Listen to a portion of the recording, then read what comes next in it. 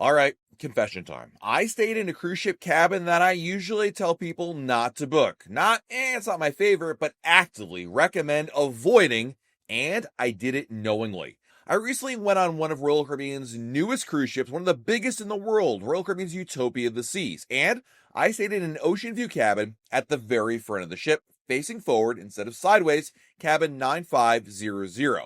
And before you start typing in the comments, yes, I knew better. But there was a reason why I booked it, and honestly, parts of it were incredible. Other parts, let's just say it reminded me exactly why I usually say, don't do this. I enjoyed my cruise, had a nice time on board, but I gotta admit, I really regretted staying in it, and yes, it was as bad as people say. The reason why I booked this cabin is because it was a casino offer. If you cruise Royal Caribbean and gamble on board, you can qualify for, quote, free cruise offers, where basically all you're really paying are taxes, fees, and port charges. Of course, it does require you to gamble enough in the casino. We've got actually a video that I'll link in our description all about how to get this and how to really get comps and free cruises out of it. And in this case, this is what happened with me. So the cabin itself was comp, but after taxes and fees, the total came out to $685.13. Luckily, I had a future cruise credit of $279, which brought my out-of-pocket costs down even more. So suddenly, I was looking at a very short selling on Utopia of the Seas for only a few $100s, but it was in a category that I normally avoid. But since I was not paying full price, I was going solo, and it was a short cruise, I thought, what could possibly go wrong? If I was paying the full fare, well, then it would be definitely a hard pass. But a discounted casino cabin? I figured this was the perfect opportunity to test out something that I warned people about so you don't have to.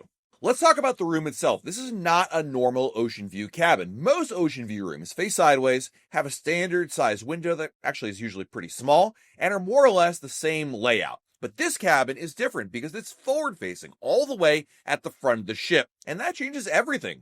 First of all, the biggest surprise was that it's way bigger. Because of the shape of the ship, these forward-facing rooms are wider and longer than standard ocean view cabins. It kind of slopes forward. There's more floor space, and the room doesn't feel nearly as tight. So for me alone, it was amazing how much space there was. But even with two people in here, I think you'd find it pretty darn spacious. The second surprise is the window is enormous. It's not just big. It has an electric blind. You press a button, and the shade smoothly opens or closes. No tugging, no awkward angles, and it feels premium in a way that most ocean view cabins usually don't. Plus, it actually does block the sun really, really well. And then, of course, you have the view, which is absolutely incredible. You're not looking at the ocean sliding past the ship, you're looking straight ahead, which does include the ocean as well. But you can see where the ship is going, the sunrise, ports approaching from miles away. Even at one point, I actually saw a SpaceX rocket launch from the room. Now, that's not something you can usually say with most cruise ship cabins. So at this point, you're thinking, Matt, why do you tell people to avoid this kind of cabin? Well, let's talk about the problems, because number one is movement, and this is the big one. It's not theoretical, it's physics. The very front of a ship moves more than anywhere else because every wave the ship encounters, the bow hits it first. And on this particular sailing, every night, as we were moving from port to port, there was constant motion. Now, I don't get seasick. I cruise a lot. I'm usually fine. But this wasn't seasickness. This was just persistent movement. No gentle rocking, no background motion. This was movement you were noticing all the time. And it wasn't like enough to obviously rattle me, but I think for new cruisers especially, they would not enjoy it. And when I was elsewhere on the ship, like if I was in the casino or one of the bars around the ship, certainly I didn't feel nearly as much movement. In cruise ships in general, you'll feel the most movement at the very front and the very back of the ship. This is why conventional wisdom is you want to pick a cabin mid-ship and on a low deck. The issue is that forward cabins definitely amplify it because, again, the front of the ship is taking the brunt of the motion. Now, if the ocean conditions were fine, this wouldn't be as much of a problem, but even here in a Bahamas cruise, in which there's not a lot of distance, and it's a very shallow ocean compared to like we were in the Atlantic or some of the deeper parts of the Caribbean, it really felt like I had the front row seat to the ocean doing whatever it wants. But honestly, I could live with problem number one. But problem number two, this was the reason why I didn't want to book this cabin ever again, and that's because docking feels like an earthquake. I mean, I expected movement while sailing. What I did not expect was what happened every time our ship docked in either Coco Cay, Nassau, or even back at Port Canaveral.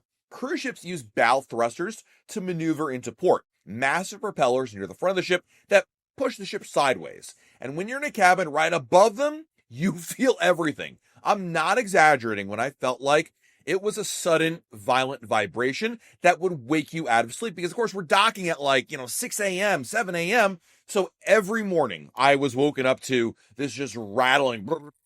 And it wasn't like 30 seconds. It would take like half an hour or something for the ship to, properly maneuver in there. I mean, maybe I'm exaggerating the exact amount of time, but it wasn't a short duration, enough to certainly wake you out and keep you awake, because then you're thinking, what the heck just happened? And it really felt like, best way I can describe it, earthquake level shaking. So if you like sleeping in, if you value peaceful mornings, and if sudden vibration stresses you out a little bit, well, this cabin is going to be a problem. And no, you don't get used to it. I mean, it was jarring every single time, and it was just difficult, if not impossible, to go back to sleep. I mean, I basically was up, and then my brain was going, and then I would check my phone, which is another mistake. But it just was the way I was waking up every morning at 6 o'clock in the morning when we docked. And I think this was the biggest issue at all. And the third issue is far less dramatic, but hey, it adds up fast. And this cabin is all the way forward on an Oasis class ship.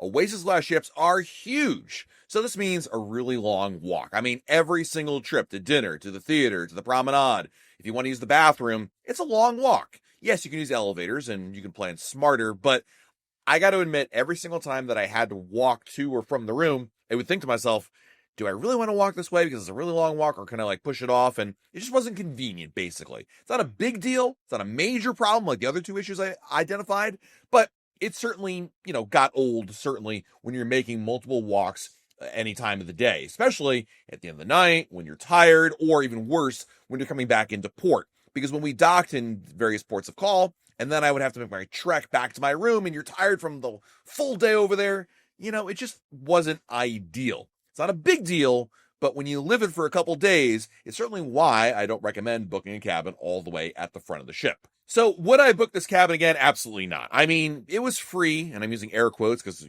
casino, and I still paid port fees and taxes, but at full price, absolutely not. I wouldn't do it. At a deeply discounted casino rate, maybe. But the problem really was the quality of sleep. I'm really big on enjoying my sleep, and certainly napping was fine.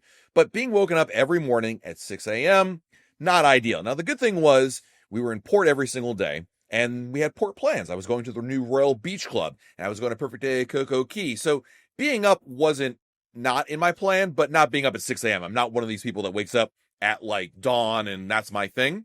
I'm more of a let's sleep till 7 or 8 o'clock, and certainly that's an issue. The good news is the room was spacious, comfortable, and visually stunning. That view was really special because the window was fantastic. I really liked having that view forward, and it just made an ocean view cabin feel almost as good as a balcony. But the trade-offs are real. Movement at night, violent thruster vibrations in port, and those long walks. I mean, this is a cabin you book with your eyes open, not by accident. And I really do stand by my recommendation not to book this kind of cabin. So who should book this kind of cabin? Well, if you're getting it very cheap, you're not prone to motion sickness, you do like the unique views, you want something different, and you're okay trading convenience for experience. And also, I'd probably add, if you don't mind waking up anyway, if you're an early bird, hey, this might work for you. But if you're sensitive to movement, if you value quiet mornings, want easy or convenient access to things, and you're booking at full price, then I would avoid this particular kind of cabin. Now, it's very interesting, just not ideal. And sometimes, especially when the price is right, interesting can be worth it. But now you know exactly what you're signing up for. So yes, I stayed in a cruise ship cabin I usually tell people to avoid, and it reminded me why I give that advice, but also why cruise deals sometimes tempt us into breaking our own rules. If you've ever stayed in a forward cabin, I want to hear your experience, good or bad, down in the comments below. And have you ever thought to yourself, well, for the price, it's worth the risk? I'm also curious if someone else was as susceptible as I was to that. While you're down below every video, hit the like button, subscribe to our channel, and turn on notifications. That way, YouTube lets you know we have a brand new video to share. This has been Matt from RailCrewManBlog.com, and we'll talk again real soon.